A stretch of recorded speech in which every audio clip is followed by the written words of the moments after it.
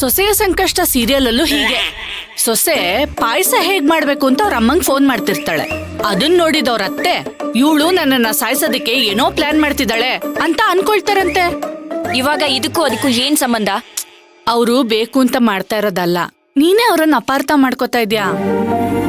ನಿಜವಾದ ಕುಟುಂಬ ಅಂದ್ರೆ ಏನ್ ಗೊತ್ತಾ ರಾಗಿಣಿ? ಕಷ್ಟ ಸುಖ ಎಲ್ಲಾದ್ರಲ್ಲೂ ಜೊತೆಗ್ ನಿಲ್ಲೋದು.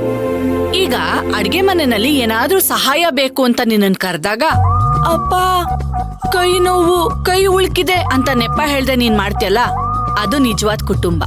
ಇಲ್ಲಿ ಯಾರು ಹೊರಗ್ನವ್ರಿಲ್ಲ.